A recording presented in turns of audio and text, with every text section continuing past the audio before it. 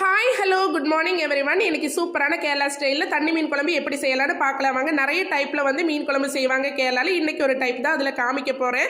உங்களுக்கு எல்லாருக்கும் இந்த வீடியோ கண்டிப்பாக பிடிக்கும். பிடிச்சிருந்தா என்னோட சேனல் சப்ஸ்கிரைப் பண்ணுறதுக்கு மறக்காதீங்க. இப்போ வந்து மீன் குழம்புக்கு தேவையான ஐட்டம்ஸ் எல்லாம் பக்கத்தில் எடுத்து வச்சாச்சு. இப்போ ஒரு மண் சட்டி தான் வச்சிருக்கேன். தேங்காய் எண்ணெய் ஊற்றி இந்த மாதிரி சுற்றி விட்டுருங்க. சுற்றி விடுறது எதுக்குன்னு அடுத்த வீடியோவில் நான் உங்களுக்கு சொல்லித்தரேன்.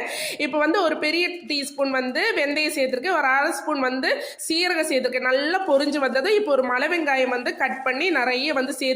நல்லா அந்த தேங்காய் எண்ணெய் கூட நல்லா வதக்கிக்கோங்க. உப்பையும் சேர்த்துட்டு நல்லா வதக்குன்னு வதக்கிக்கோங்க. இப்போ ஒரு அரைவாசி வெந்ததுக்கு அப்புறமா மஞ்சள் தூள் போட்டுட்டு நல்லா வதக்கிக்கோங்க. இதையும் வந்து மூடி வச்சு நல்ல கோல்டன் கலர் ஆகி அந்த பச்சை வாசனை எல்லாம் போற வரைக்கும் நல்லா வதக்கி விட்டுக்கோங்க. இதுக்கப்புறமா 2 தக்காளி பழத்தை கட் பண்ணி வச்சுக்கிறேன். இந்த மாதிரி வதங்கி வந்ததுக்கு அப்புறமா இந்த தக்காளி பழத்தை வந்து கொட்டிடலாம். இப்போ வந்து நல்லா போட்டு மிக்ஸ் பண்ணிக்கோங்க. தக்காளி பழம் கொட்டினதுக்கு அப்புறமா ரொம்ப வெந்து மசியணுங்கிற தேவையில்லைங்க. ஒரு 3/4 அளவுக்கு தக்காளி வெந்தா போதும். அதுக்கப்புறமா நம்ம வந்து மிளகாத்தூள் பவுடர் எல்லாம் சேர்த்துக்கலாம். மிளகாத்தூள் வந்து 3 ஸ்பூன் சேர்த்துருக்கேன். அதுக்கப்புறம் தனியாத்தூள் வந்து ஒரே ஒரு குட்டி ஸ்பூன் தான் சேர்த்துருக்கேன். 3ல் ஒரு பங்கு தான் நீங்கள் வந்து தனியாத்தூள் சேர்த்தணும். தனியாத்தூள் ஓவராக சேர்த்திங்கன்னா மீன் குழம்போட டேஸ்ட்டே கலரே வந்து மாறிடும். இப்போ வந்து புளி வந்து ஒரு எலுமிச்சம்பழ அளவுக்கு புளி எடுத்து நல்லா கரைச்சி ஊற்றிருக்கேன். ஸோ இந்த குழம்பு வந்து எல்லாத்துக்குமே நல்லா இருக்கும். இப்போ வந்து அரை மூடி தேங்காய் வந்து அரைச்சி பேஸ்ட்டாக அரைச்சி இப்போ வந்து சேர்த்துக்கலாம். நிறைய தேவையான அளவுக்கு தண்ணி ஊற்றிக்கிங்க. இது வந்து தண்ணி மீன் குழம்பு. ஸோ அதனால இது வந்து தண்ணியாக தான் இருக்குது இந்த குழம்பு. பார்க்குறதுக்கும் சரி சாப்பிட்றதுக்கு சரி ரொம்ப டேஸ்ட்டாக இருக்குது இந்த குழம்பு.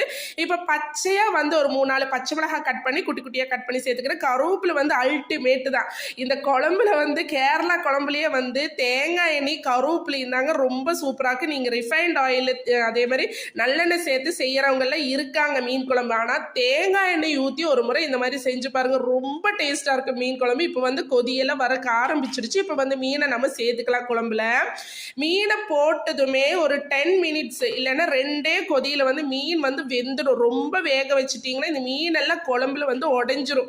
ஸோ அதனால வந்து அதை மட்டும் நீங்கள் கவனிச்சுக்குங்க. 10 நிமிஷத்தில் வந்து 2 கொதி தான். இப்போ வந்து நம்ம வந்து கேஸ் ஆஃப் பண்ணிடலாம். மீனெல்லாம் கொதிச்சு அந்த நுரையெல்லாம் வந்து தள்ளி வந்துருச்சு. இப்போ குழம்பெல்லாம் தெளிஞ்சு வந்திருக்கு பார்த்தீங்களா. இப்போ ஆஃப் பண்ணிடலாம். இன்னைக்கு வந்து சுட சுட ஆப்பத்து கூட தான் இன்னைக்கு வந்து மீன் குழம்பு ஊற்றி சாப்பிட்றேன். இந்த குழம்பு வந்து சாப்பாட்டுக்காகட்டும் டிஃபனுக்காகட்டும் அது கூட நல்லா மிக்ஸ் ஆகி நல்லா கொலன்னு சாப்பிடலாம். ரொம்ப டேஸ்ட்டாக இருக்கும் கேரளாவில் இந்த மாதிரி குழம்பு. நிறைய முறையில் வைக்கிறதானாலும் இது ஒரு முறை தான் கேரளா ஸ்டைல். நீங்களும் வச்சு பாருங்க. உங்களுக்கு எல்லாருக்கும் கேரளா ஃபுட்டும் கேரளாவும் என்னோட வீடியோ பிடிச்சிருந்தா கண்டிப்பாக சப்ஸ்கிரைப் பண்ணி சப்போர்ட் பண்ணுங்க. பாய்.